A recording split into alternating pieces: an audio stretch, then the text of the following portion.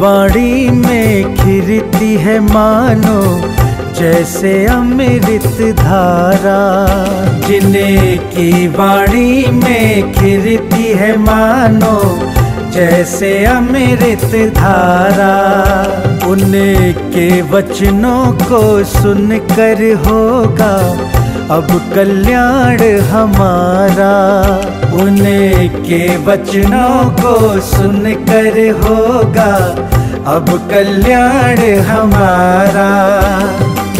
शिरोमणि शिष्या के स्वर्ण से शब्दों ने जग तारा। ऐसी पूर्णमती माता को शत शत नमन हमारा। शत शत नमन हमारा। पूर्णमती माता तुम सा ना जग में कोई सहारा। पूर्णमती माता तुम सा ना जग में कोई सहारा। जिन वाणी चैनल कहता है धन्य है भाग्य हमारा। धन्य है भाग्य हमारा।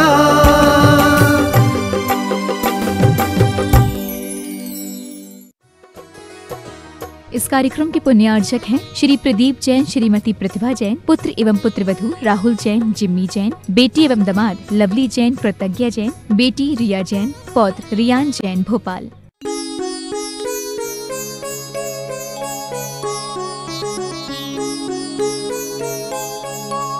पूरी मूक माटी की कॉपी जो रफ थी, एक भी इसकी दूसरी कॉपी नहीं थी, उठाई और ले जाने लगे। आचार्य भगवान ने कुछ नहीं, एक मुस्कान दी, एक मुस्कान दी, ऐसा किया और वापिस अपने पढ़ाई में लग गए। 4 साल की मेहनत से लिखा महाकाव्य पूरा के पूरा उठा के ले जा रहा है। बाहर जाकर के ब्रह्मचारी जी ने लिया हाथ में, कहा भैया कहाँ ले जा रहे हो, अनमोल चीज है, मुझे झेरोक्स करा लेना। नहीं, तुम्हारे गुरु से पूछ लिया मैं। उसके गुरु तो थे ही नहीं, तुम्हारे गुरु से पूछ लिया मैंने। जब वह ले जा रहा था तो एक झेरोक्स करवा दी।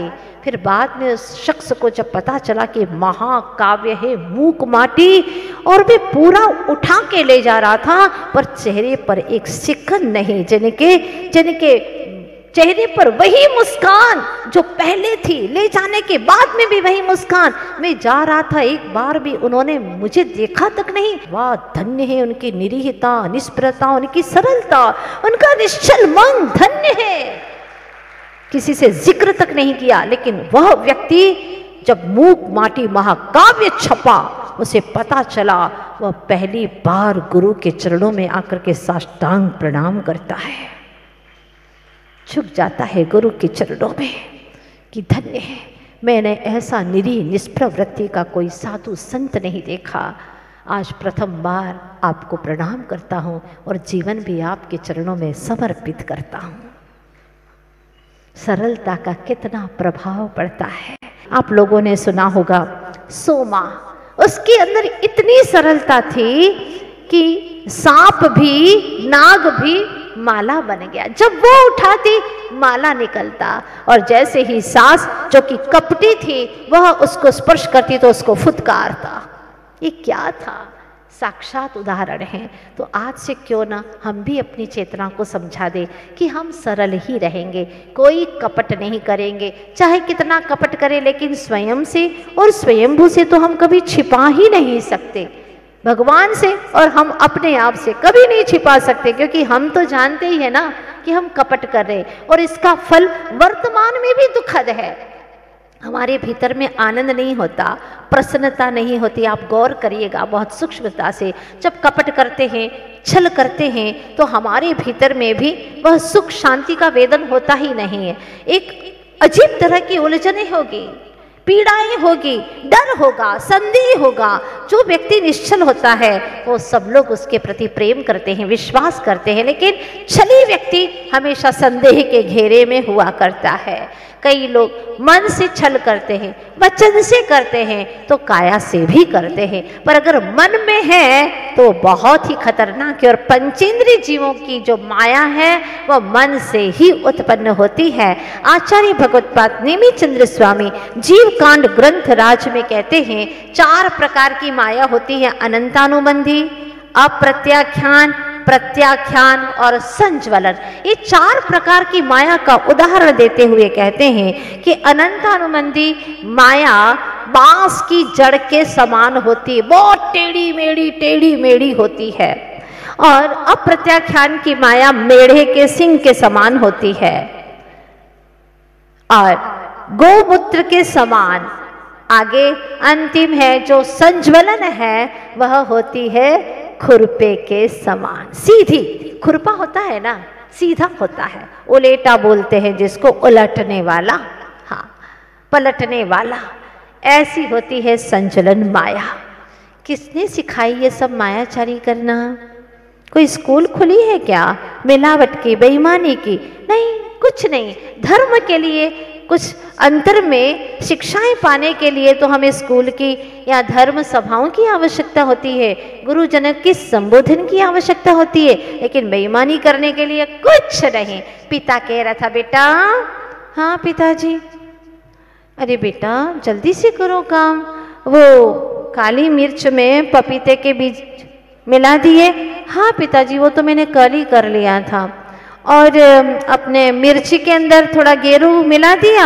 हाँ पिताजी। और प्योर घी में थोड़ा सा, बोलो, हाँ हाँ, डालडा मिला दिया। बोले हाँ पिताजी। और वो खसखस के अंदर राजगिर मिला दिया बेटा? बोले हाँ पिताजी। और बोरी गेहूं में 1-2 किलो कंकर मिला दिए? हाँ पिताजी। चलो बेटा उत्तम आर्जव धर्म का प्रवचन सुन के आते हैं।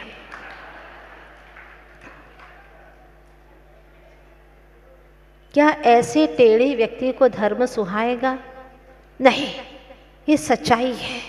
अगर मन काला है तो हमारे भीतर भी धर्म प्रवेश नहीं करेगा। कहा है ना, मन में लातन उजरा यह बगुले की टे, या से तो कौआ भला बाहर भीतरे। मन मैला है और बगुला ऊपर से कितना उजला है। क्या होने वाला? मुंह में राम है, बगल में छुरी है। हे भगवान, मेरे जीवन में ऐसी दुर्दशा कभी ना हो। जब इतना पवित्र धर्म श्रवण करके समझने का अवसर मुझे प्राप्त हो रहा है। बहुत किया मायाचारी, और इसकी मायाचारी का फल मैंने अभी तक भोगा है। दिगोद तिर्यंच दशा में अनंत अनंत काल मैंने बिता दिया है। लेकिन अब नहीं, अब मैंने तय किया है, जो करूँगा, जो कहूँगा, बिल्कुल निश्चल मन से ही विचार करूँगा, वही कहूँगा। कभी कभी छल में आकर के लोग इस तरह की बातें कर जाते हैं कि सामने वाला भी असमंजस में पड़ जाता है। ऐसी कपट भरी भाषाएं होती हैं, जैसे कि पत्नी बिल्कुल मरने की करीब थी, एकदम पता ही था कि अब तो मरना ही है, फिर भी डॉक्टर के पास लेकर के गया और कहा, डॉक्टर ने कि शायद बचे न बचे। वह कहता है व्यक्ति, डॉक्टर साहब चाहे बचे या ना बचे, जो भी खर्च होगा चुकाऊंगा। आप तो टेप कर लो डॉक्टर साहब, टेप कर लो, रिकॉर्डिंग कर लो।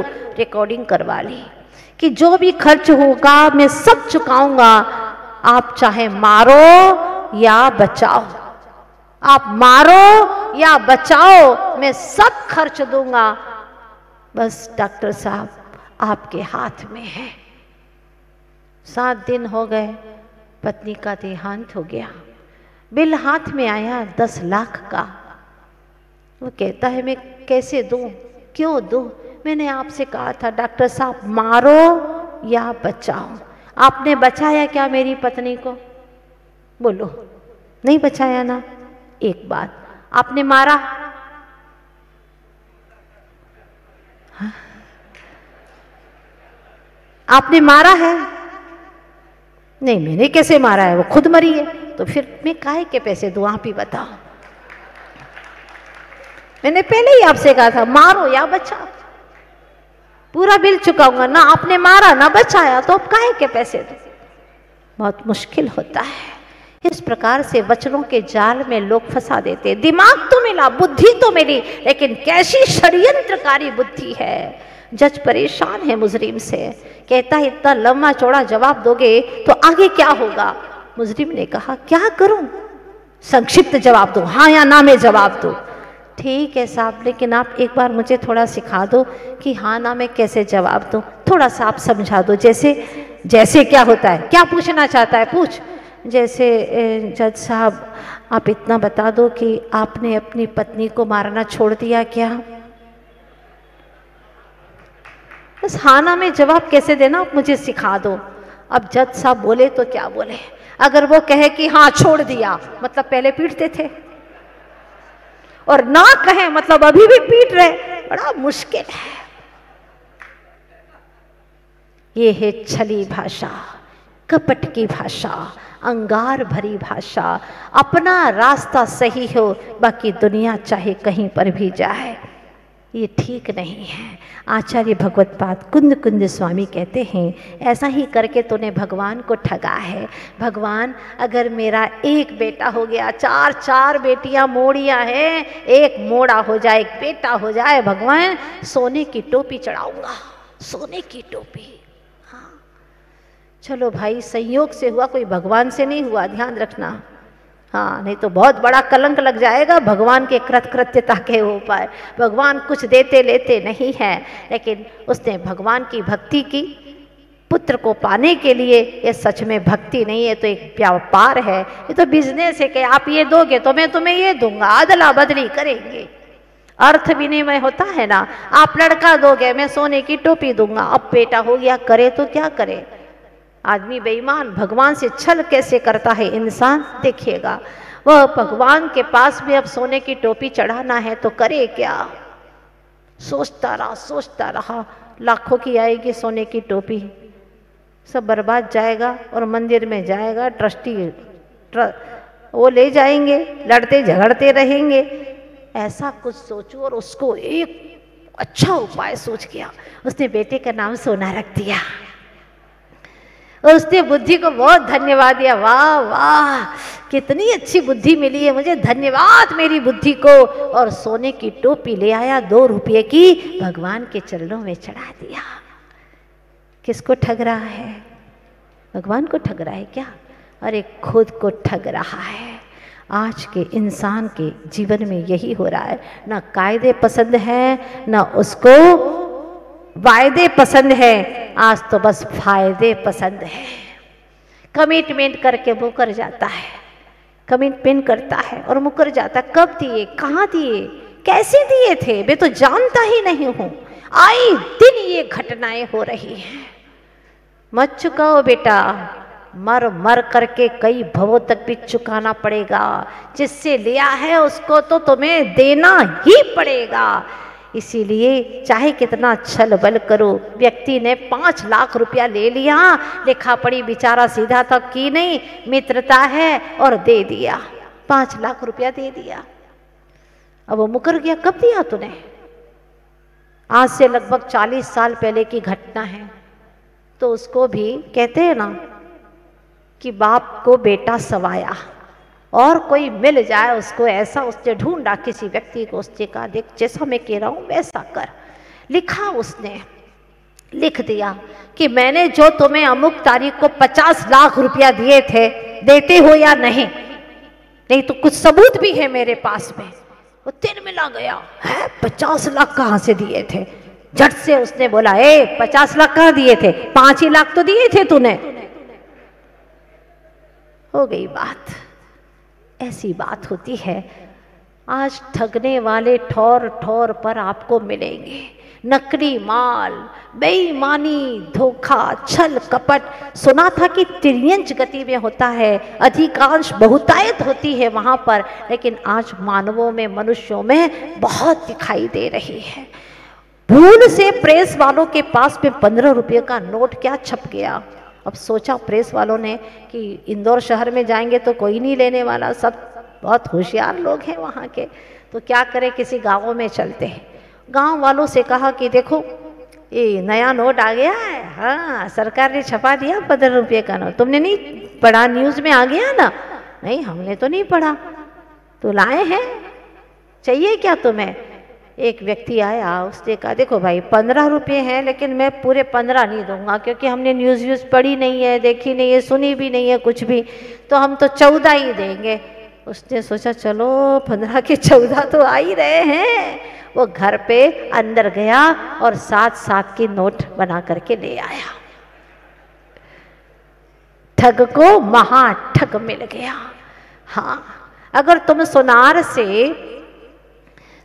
से अगर सोना लेते और वो मिलावटी देता है, तो उसको भी जब घी खरीदना होता है तो वह घी दे देता है 16 किलो का डिब्बा, अंदर में 15 किलो तक के पत्थर और ऊपर में घी रख करके दे देता है। बेटा खाओ, जैसा तुमने नकली दिया सोना, ऐसा तुम भी नकली घी खाओ।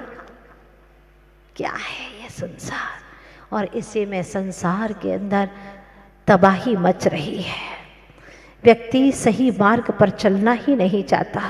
लेकिन हमने देखा है, चाहे कितने कहानी किस्से सुनते रहें, सुनाते रहें, दुनिया में देखते रहें, लेकिन शांति और आनंद तो हमारे भीतर के सरल स्वभाव में ही है।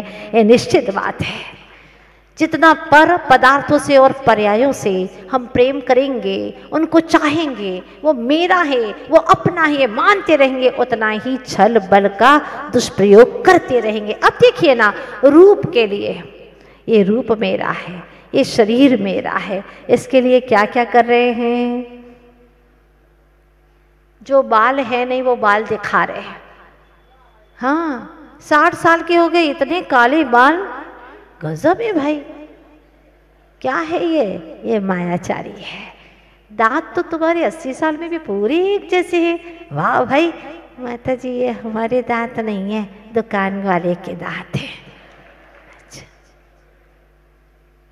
आंखों में लेंस लगाना, विग लगवाना, नेल पेंट लगाना, ये क्या है? ये सब छल है। जो ओरिजिनल है उसको छुपा देना, ओरिजिनल लाइफ जीना उत्तम आर्जव धर्म है। जो ओरिजिनल है, और जो ओरिजिनल होता है वो बहुत अच्छा होता है। जो सहजता से फोटो खींची जाती है ना, बहुत अच्छी आती है। सच है कि नहीं? बिल्कुल सही, सब लोग गर्दन हिला रहे।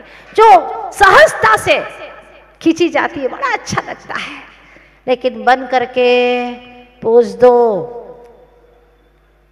दे रहे हैं पोज, वो इतनी अच्छी नहीं है। वो चेहरे पर वो भाव ही नहीं आता, बनावटी है। इसीलिए आचार्य देव कहते हैं बनावट में दिखावट है, दिखावट में सजावट है, और सजावट में गिरावट है। इसमें सच्चाई नहीं आती, और जब तक ये सच्चाई नहीं आती तो हमारे जीवन में आनंद भी नहीं आता।